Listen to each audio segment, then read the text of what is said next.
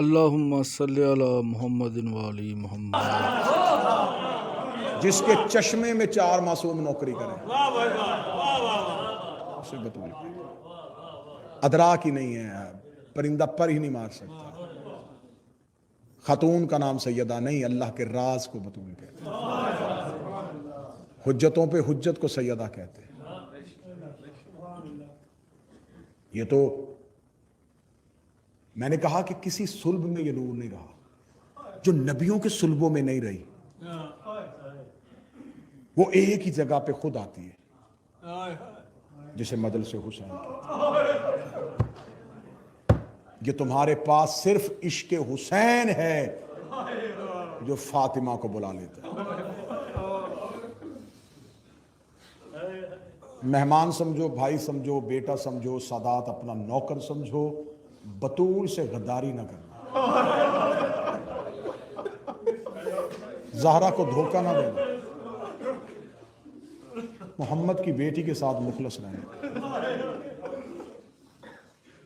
یہ ولایت علی کی سب سے پہلی مبلغ ہے۔ آج تک ذاکرین آپ کو ممبر سے سناتے ہیں نا کہ علی کی بیٹی شام گئی تھی اور اس نے بازاروں میں توحید بچائی تھی۔ مدینے میں رسول کے جانے کے بعد زخمی زہرا علی کے سہارے میں ایک ایک صحابی کے گھر گئی ہے۔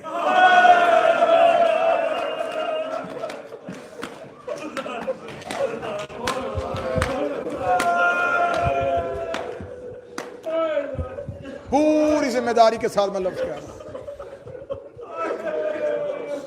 کتابیں کہتی ہیں جب چلتی تھی مدینے میں علی کا سہارا ہوتا تھا، پیچھے 2 بیٹے چل رہے ہوتے تھے، ایک ایک صحابی کے دروازے پہ دستک دیتی، فلاں ابن فلاں میں محمد کی بیٹی تیرے گھر آئی ہے۔ اگلی سطر پہ کسی شیعہ کا دل نہ پھٹے تو مجھے سطر کی اجازت دے دینا، مدینے کے لوگ دروازے نہیں کھولتے تھے۔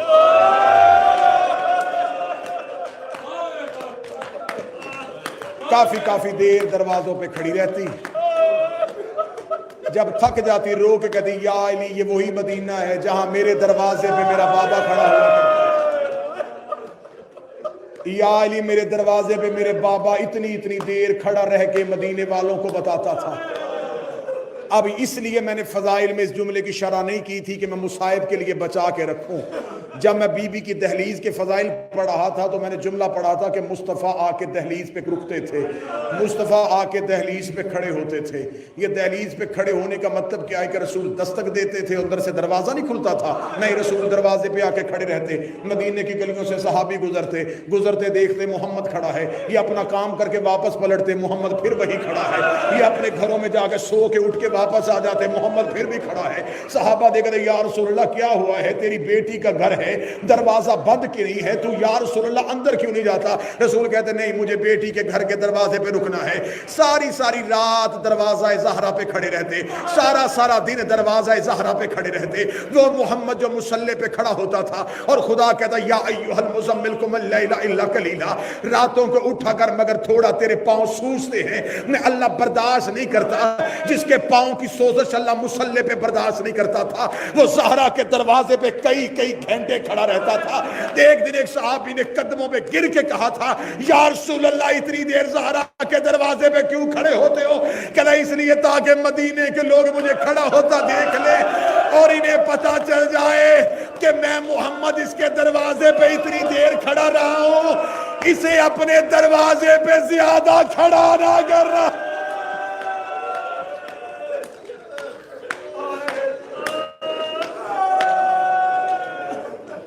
لوگ دروازے نہ کھولتے، زہرا خاموش واپس آ جاتے،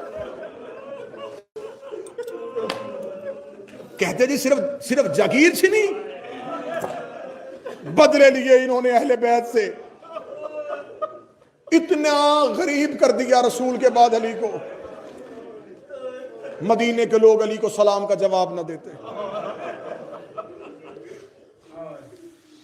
بس زندگی مانگی ہے سیدہ کی نوکری کرنے کے لیے، شہزادی کی دہلیز سے وفا کرنے کے لیے، सांसें बिछा बिछा के औलाद वतन घर छोड़ के नगर नगर सिर्फ इसलिए फिर रहा हूं जब तक जिंदा हूं अपनी कौम के बच्चों पे सैयदा का हक इससे लिख दूं, इन्हें बढ़ापे तक इसी से मोहम्मद की बेटी का पूछना ना पड़े। इतना हक पढ़ूं ये अपनी नस्लों को बता दे कि मोहम्मद की बेटी कितनी सच्ची थी। अब मैं सदा से माफी मांग के मुसाहिब का आगाज करने लगा हूं। रोती हुई बनी हाशिम की मस्तूरात के साथ दरबार में आके खड़ी हो गई। 4.5 घंटे चुप करके खड़ी रही है। 350 बंदा कुर्सियों पे बैठा रहा है। किसी ने जब कुर्सी को ना छोड़ा, 4.5 घंटे के बाद सलमान को कहती, चचा सलमान इनसे कह दे मैं इतनी देर खड़े रहने की आदी नहीं हूं। मैं इस दरबार के सतून पे आती थी, मेरा बाबा वहां से मिंबर छोड़ दिया करता था। सलमान इनसे कह दे मैं इतनी देर खड़े रहने की आदी नहीं हूं। बूढ़ा सहाबी नबी का कौन कहता है हम शिया सहाबा का एहतराम नहीं करते। और मेरी नस्ल कुर्बान सलमान की जूती पे। बूढ़ा सहाबी सलमान चलता चलता तख्त के करीब आया, आके कहने लगा जिसके मिंबर में बैठा हुआ है उसकी बेटी उस सतून के पीछे खड़ी है। ये देख के कहने लगा फातिमा से पूछ क्या लेने के लिए आई है। बीबी ने पर्दे के नीचे से कहा मैं अपने बाबे का हक लेने के लिए आई हूं। दरबार से कहा गया फातिमा तेरे पास कोई सबूत है तो दे। बीबी ने कांपते हुए हाथों से बुरके के नीचे से अपने बाप की निकी हुई तहरीर सलमान के हाथों पे दी। सलमान तहरीर को लेके हाकिम के सामने आ गया। अब अगर कोई सैयद बैठा मुझे जुमला माफ कर देना, तुम्हें बीबी की गुर्बत की कसम मैं गलत पढ़ूं क़यामत वाले दिन ज़हरा मुझे ना बख्शे। अगर तू ना रो सके तो तेरी अपनी किस्मत। सलमान ने कांपते हुए हाथों से हाकिम के हाथ में तहरीर दी। इसने तख्त के आखिरी जीने पे खड़े होकर कहा मोहम्मद की बेटी क्या तू मुझे देख रही है। पर्दे के पीछे ज़हरा ने कहा हाँ देख रही हो। वह कहा शक्कन शक्का। इसने तहरीर को फाड़ के जमीन पे फेंका। ज़हरा रोती रोती जमीन पे गिर गई। रो के कहती हक बेशक ना दे मेरे बाबे की तहरीर ना।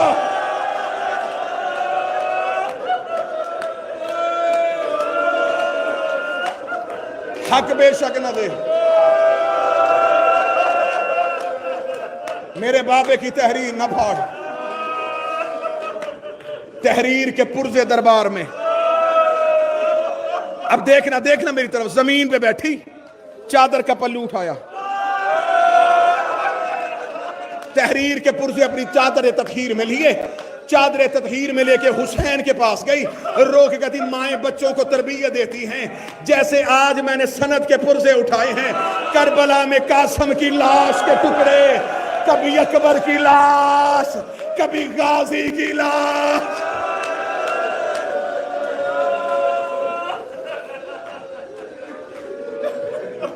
कुछ लोग होते हैं जो फजाइल छुपाते हैं। क्या करें हम इस दौर में रह रहे हैं जहां ज़हरा के मुसाइब भी छुपाए जाते हैं। मैं अपने वक्त के इमाम से माफी मांग के कहता हूं मेरा मालिक मुझे माफ कर देना। हम उस दौर में सांस ले रहे हैं जहां मैं तेरी दादी के कातिल का नाम भी मिंबर से नहीं ले सकता। मेरे मौला जल्दी जमाने में आता कि दुनिया को अपनी दादी की गुर्बत बता सके। आज तक तुम्हारे डर से छुप छुप के लोग मुसाए पढ़ते हैं, डर डर के बंदे रवायतें पढ़ते हैं। मैंने जिंदगी मांगी है हुसैन की मां से, तुम्हारे आंसू के लिए कसम देने लगा हो। मुझे हुसैन के सजदे की कसम, मुझे हसन के कफन की कसम, मुझे ज़ैनब की चादर की कसम, इतनी कस्में दे कि अब मिंबर से तेरे आंसू के लिए जुमला पढ़ने लगा हो। दरबार से जब वापस आई तो सर के बाल सफेद क्यों हुए थे। गलत पढ़ू ज़हरा का मुजरम पढ़ू, सिर्फ तहरीर नहीं फाड़ी, ज़हरा का हाथ चेहरे पे आ गया।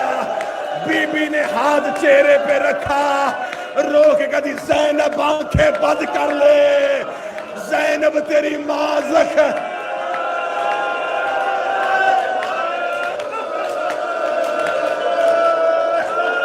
हौसला हौसला हौसला। तुमने सिर्फ शाम के बाजार में सकीना का तमाचा सुना है।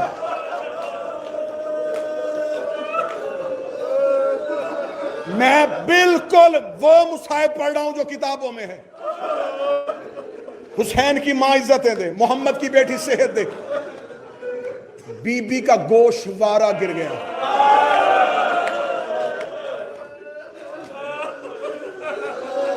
जख्मी शहजादी कितने दिन जिंदा रही थी? 30, 60, 75, 90, کم از کم 30, زیادہ سے زیادہ 90.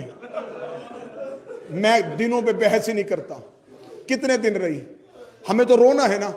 جتنے دن رہی روتی رہی.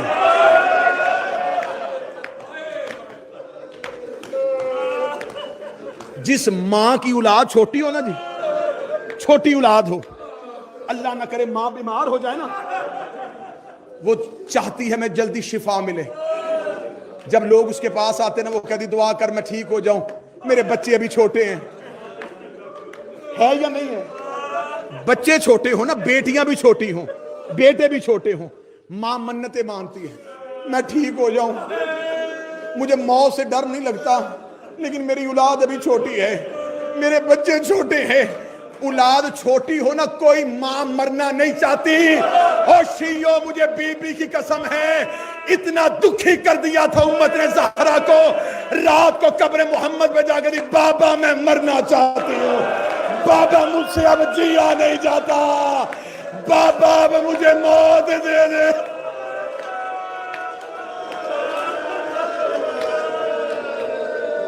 بابا میں مرنا چاہتی ہوں.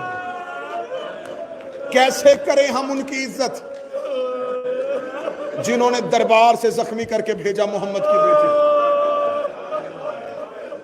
ڈر ڈر کے بندے مصائب پڑھتے ہیں. بس تمہیں آج تک کتنا سنایا گیا, دروازہ جل گیا. لے آؤ قرآن میرے سر پہ رکھو. علی کے گھر کے چاروں طرف لکڑیاں رکھی گئی تھی.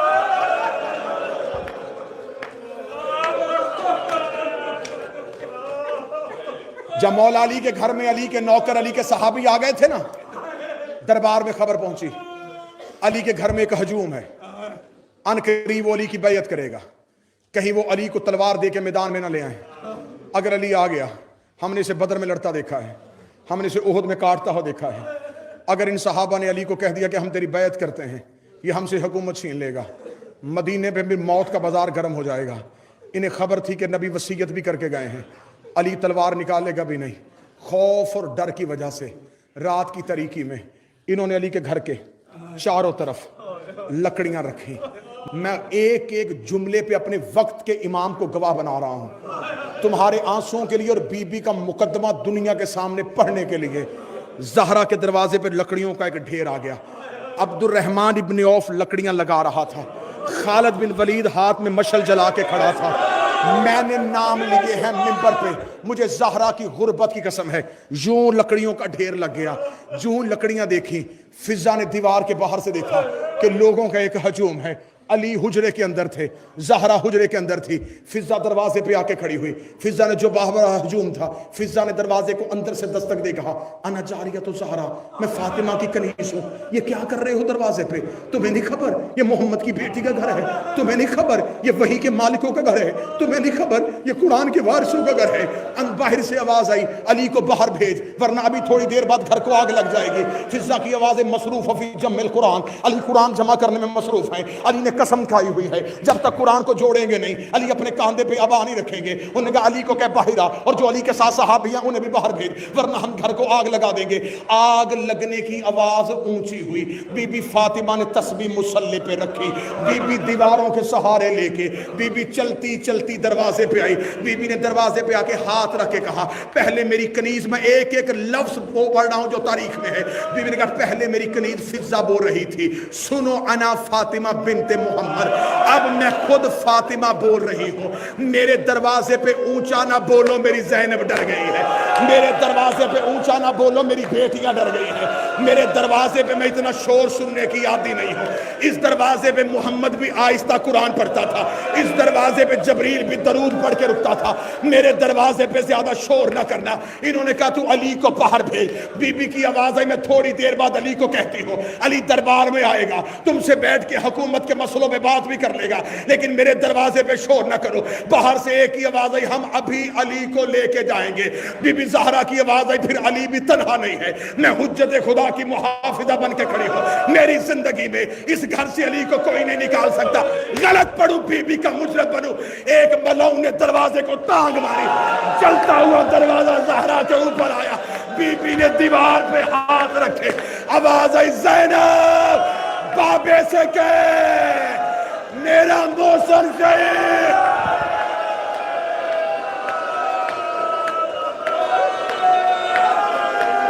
حوصلہ حوصلہ حوصلہ حوصلہ. شہادت نہیں، صرف دروازہ پڑھنے لگا، صرف دروازہ. 2 یا 3 منٹ اور سننا. اب میں رکا کیوں تھا؟ سانس لینے کے لیے نہیں. اس سے اگلی روایت پڑھوں نا، یا میرا جگر پھٹ جائے یا یہاں پہ کوئی مومن مر جائے. اب میں یہ معافی مانگ کے کیسے گزرے میں نہیں پڑھ سکتا.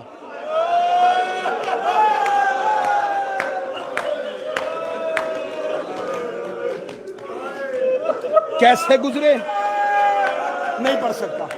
ایک اشارہ دے دوں. جب لشکر گزر رہا تھا، زہرا نہ بیٹھی تھی نہ کھڑی تھی.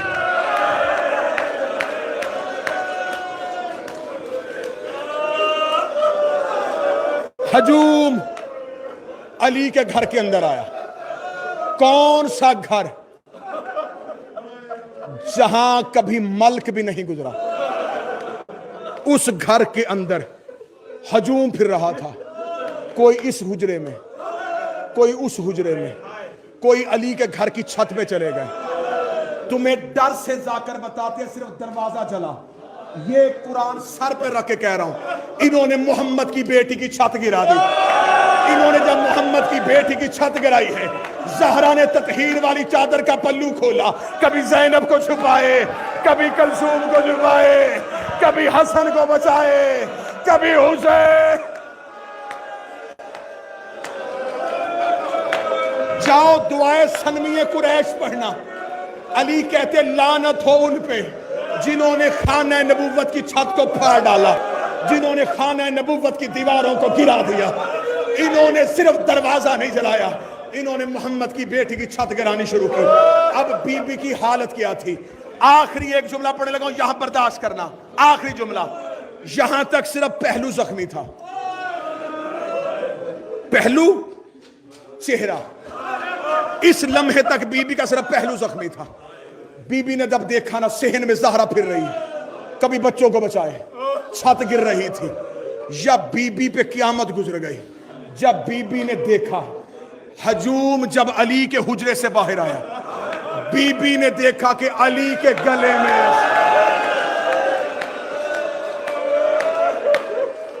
حوصلہ حوصلہ حوصلہ. اب کوئی سید بیٹھا ایک جملے کے لیے، جو زہرا کی اولاد بیٹھے ماتمی، مجھے ایک جملہ معاف کر دینا. میں نے دروازہ چپ کر کے پڑھ دیا تھا، اب یہاں مجھے جملہ معاف کر دینا. ساری زندگی علماء اور ذاکرین اور خطبہ نے تمہیں بتایا کہ بی بی دائیں ہاتھ سے تسبیح نہیں پڑھتی تھی. ان کے سروں پہ قرآن رکھ کے پوچھو، پہلو بایاں زخمی تھا. تسبیح دائیں ہاتھ سے کیوں نہیں پڑھتی تھی؟ بایاں ہاتھ بائیں پہلو پہ تھا. دائیں ہاتھ سے تسبیح کیوں نہیں پڑھ سکی؟ اس سے آگے نہ میں پڑھ سکوں گا نہ تم برداشت کرو گے. میں نہ شہادت پڑھوں گا نہ جنازہ، نہ کفن پڑھوں گا نہ جنت البقیع کی قبر. یہاں تک جملہ برداشت کر لینا. جب بی بی نے دیکھا نا کہ علی کے گلے میں ایک ہجوم نے رسی ڈالی ہوئی ہے اور یہ علی کو کھینچ کے لے کے آ رہے ہیں، زہرا کو زینب بھول گئی، زہرا کو کلثوم بھول گئی. بی بی علی کے پیچھے دوڑی. بی بی نے علی کی ابا میں ہاتھ رکھا، ایک ملعون نے تلوار کا دستہ نکالا، اس نے زہرا کے ہاتھ میں تلوار ماری. بی بی کی آواز آئی، یا علی میری انگلیاں شہید